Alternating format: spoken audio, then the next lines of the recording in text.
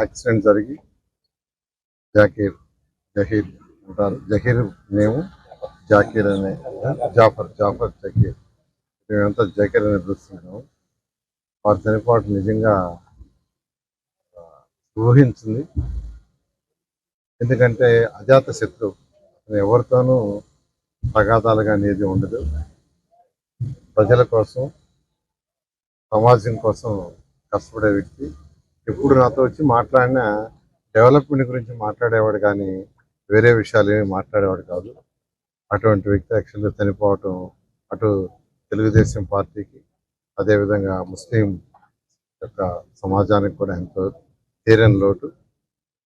నేను గౌరవమైన ముఖ్యమంత్రి గారికి చెప్పడం, వెంటనే వారు ఫోన్ చేసి వాళ్ళ బ్రదర్, వాళ్ళ కుటుంబ సభ్యులతో నేను మాట్లాడటం కూడా జరిగింది.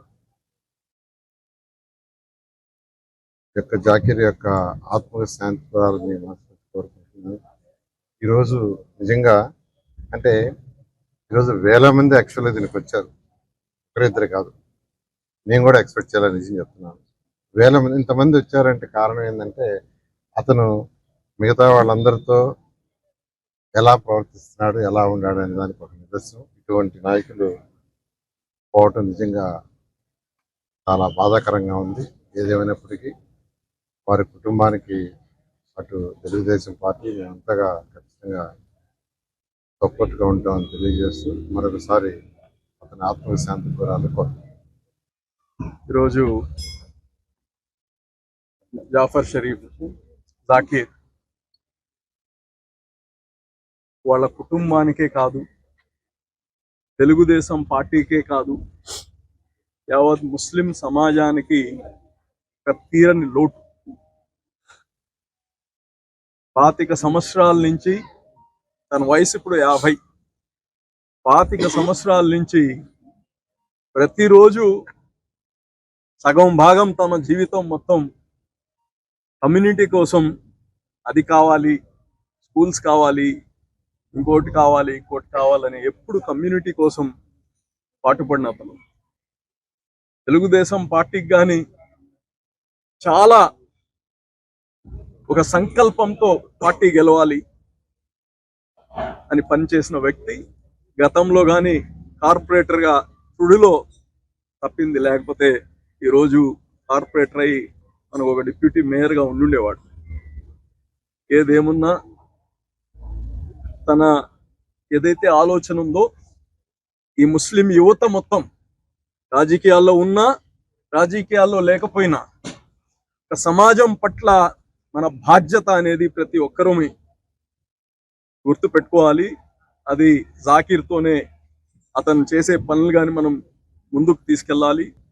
ఎప్పుడు కలిసినా తన సొంతానికి ఏ రోజు కూడా ఒక్క పని, ఈ 25 సంవత్సరాలు ఆయన వేరే పార్టీలు ఉన్నా, తెలుగుదేశం పార్టీ గతంలో అధికారంలో ఉండింది, మళ్ళీ ప్రతిపక్షం, మళ్ళీ అధికారంలోకి వచ్చాం. ఈ 1.5 సంవత్సర కాలంలో కూడా వ్యక్తిగతంగా ఒక్క పని మీద మాతో మాట్లాడింది లేదు జాకీర్. కరెక్ట్గా 4 రోజుల క్రితం మాట్లాడాలి మీతో, అజీజ్ భాయ్తో అంటే 16 దాకా సంక్రాంతి దీంట్లో ఉండవు నెల్లూరులో, 17వ తారీఖు కలుసుకుందాం అని చెప్పి వచ్చి మాట్లాడిపోయాడు. కానీ దురదృష్టం ఈరోజు ఆయనకి వీడ్కోలు ఇక్కడి నుంచి పలకడం రాత్రి నిన్న జరిగిన సంఘటన అప్పటి నుంచి 10 సార్లు అనుకున్నాం. ఏంది యాదృచ్ఛికంగా 17వ తారీఖు కలుద్దాం అనుకున్నాం, 17వ తారీఖు జాకీర్కి వీడ్కోలు పలుకుతున్నామని. వారి లోటు కేవలం తెలుగుదేశం పార్టీకో మంత్రి గారికో కాదు. అజీజ్ భాయ్తో నాతో ఎప్పుడు అభివృద్ధి కార్యక్రమాల గురించి మాట్లాడుతుండేవాడు. తప్పకుండా నారాయణ సార్ నిన్నటి రోజున జాకీర్ కుటుంబం గురించి ముఖ్యమంత్రి గారి దృష్టికి తీసుకెళ్లడం, వెంటనే ముఖ్యమంత్రి గారు కూడా కుటుంబ సభ్యులతో వారు పరామర్శ చేయడం, తప్పకుండా ఏ ఆశయాలు ఏ భావాలతో అయితే జాకీర్ పనిచేశాడో వారి ఆలోచనలకు తగ్గట్టుగా అభివృద్ధికి, అదేవిధంగా వారి సంక్షేమానికి పెద్దలు మంత్రి నారాయణ సారు, అబ్దుల్ అజీజ్ గారు, మేయర్గా ఉన్నటువంటి రూప్ కుమార్ గారు, మేము అందరం కూడా దానికి కృషి చేస్తామని చెప్పి తెలియజేస్తాం. నిజంగా చాలా బాధాకరం. మంచి మిత్రుడిని కోల్పోయాం. తెలుగుదేశం పార్టీ మంచి నాయకుడిని కోల్పోయింది. ముస్లిం సమాజం తమ సమాజం కోసం పనిచేసే ఒక మంచి వ్యక్తిని కోల్పోయింది. జాఫర్ షరీఫ్ కుటుంబానికి ఆ అల్లా ఆశీస్సులు ఉండాలని చెప్పి, ఆ అల్లా దయతో వారు తిరిగి త్వరగా కోలుకొని ఉన్నత స్థితికి, సాధారణ స్థితికి రావాలని చెప్పి మనస్ఫూర్తిగా కోరుకుంటూ